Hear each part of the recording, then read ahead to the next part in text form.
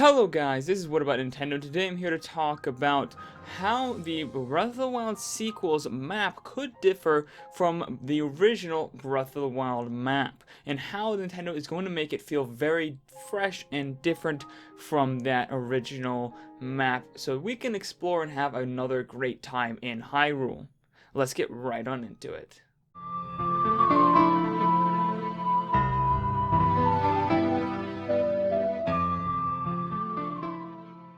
So guys, obviously just a few days ago we got the announcement during E3 that there was a sequel in development for The Legend of Zelda Breath of the Wild, and I'm so super hyped to it. If you have not seen my reactions yet, you can see it up in the eye. Short little video, very convenient for you guys, but it's safe to say that I am very excited. I'm going to be making tons of predictions videos and theory videos on the game, and this one will be the first. So obviously guys, Nintendo's not just going to make a new game and be like, here's the exact same Hyrule, here you go, explore it but with a slightly different story and pay $60 for a whole new game.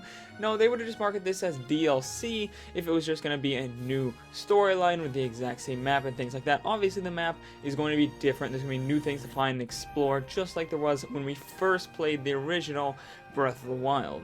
But exactly how different is it going to be, and what changes am I expecting to make this game feel that much more fresh?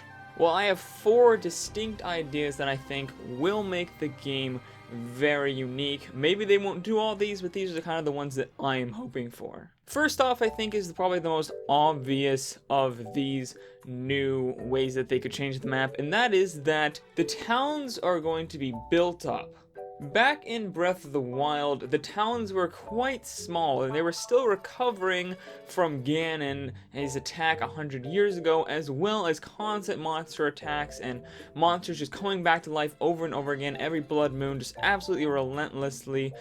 You know, you had guardians, the entire Hyrule Castle was, just a mess, and there was no real good time for them to have a time of peace and rest and really build up those towns. So we're not sure exactly how much time has elapsed between Breath of the Wild and its sequel, but I assume at least a few years have probably gone by. We see a few obvious, signs of time having passed. Zelda has a different haircut, and Link seems to have his blue costume in the Breath of the Wild, but it obviously has a lot of different things on it. It's gotten a little bit of a design change, so there's a design change not only for Zelda but for Link, so I think it's safe to say a few years might have gone by in between this. So obviously in those years, I think the major focus for Hyrule would be to rebuild. Maybe we'll have Hyrule Castle Town rebuilt. Hyrule Castle itself might be getting a complete rebuild. Maybe it's not completely done by this time, but at least a lot of things will be built.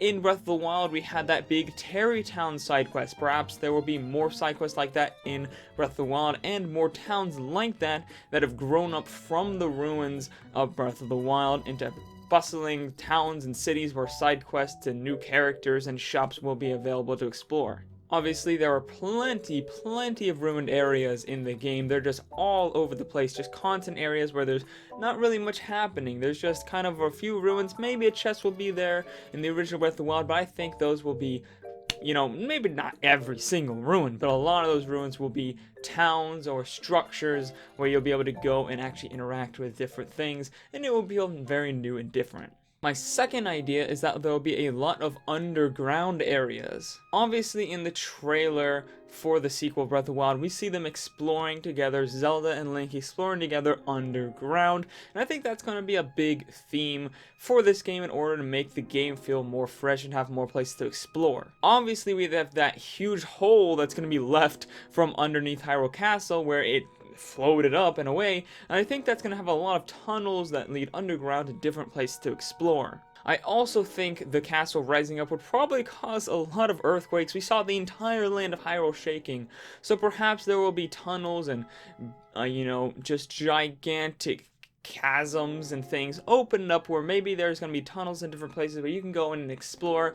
Maybe there even would be dungeons hidden in some of these, shrines maybe hidden. Maybe the explanation is since those used to be actual entrances, the sword was a little loose there because they were just kind of covered over in time, and now that there's been this big earthquake, they've, the dirt's been moved away, and now you can reveal the entrance to these underground caverns that were made a long time ago by the Sheikah, or, something to that degree. degree. My third point is underwater segments. There's actually a ton of water covering Hyrule that you can't actually dive down in. A lot of past Zelda games you've been able to dive down underwater and actually explore, Twilight Princess being a big one of those games. And there were tons of stuff to find underwater in some of those games, or well, more or less things to find underneath the water, and that just wasn't a thing that you could do in Zelda. You could look down and you could see things under there, and you could see that they've modeled a lot of that stuff, but there's just nothing to do under there. I think that will be different in this game. I think lakes, rivers, and oceans could now have shrines and secret passages in them, as well as possibly even an underwater civilization. We know that the Zora have been underwater in many of the different games. Again, Twilight Princess, another example where they were actually underwater. So it would make sense if some of the Zora actually have built underwater cities in some of the lakes.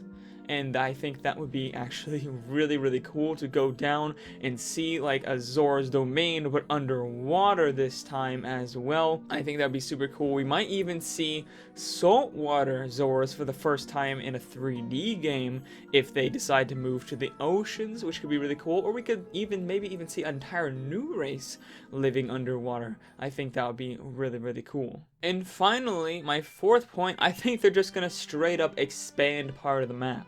I think that there is definitely room for them to expand the map in many different areas on all 4 corners of the map. There's a lot of area you can look and you can see off in the distance there's something there, you know. In the Gerudo Desert, you just get stopped by an invisible wall. It says you can't go any further. In the ocean, it's the same way. You can see islands and lands farther in the distance, but you can't actually go to them. In the top left corner on Mount Hebra, it's the same way. You see mountain, you see land. There's just, you can't quite reach it. There's always something in the way. There's always some kind of either invisible wall or just giant chasm where you can't cross, you can't get to those other lands. I think they're going to explore the map out. I think they're just going to push the map out on all 4 corners. Maybe not all 4 corners, but at least on some areas of the map to where there's actually new areas for you to explore and new towns, new civilization, maybe new races as well. Maybe those parts aren't even Hyrule. Maybe there's another adjacent country that has a different feel to it and a different race and new things to explore. And I'm thinking these new areas could be at least a 4th of the size of the Breath of the Wild map expanded out, maybe even more than that, as just straight up new areas to explore. So yeah guys, along with Hyrule just feeling completely different because of how much it's built up after Ganon, the underground areas, possible underwater areas, and possible just straight up new areas, I'm thinking there's a lot of ways in which they can make Breath of the Wild sequel just feel completely different from the original. And there's probably a bunch of other ways that they could expand that I didn't talk about in this video. Maybe you have a ton of ideas on how they could change up the map that I didn't touch on. Let me know what you guys think is going to happen down in the comments below. And if you enjoyed this video, please hit that like button, hit that subscribe button, and ring that bell icon for notifications of all my videos, because there's going to be a ton more Zelda Breath of the Wild sequel predictions and theory videos coming in the future. And also make sure to share this video with everyone you know who is hyped for the Breath of the Wild sequel. And I'll see all you awesome people later on What About Nintendo. Bye!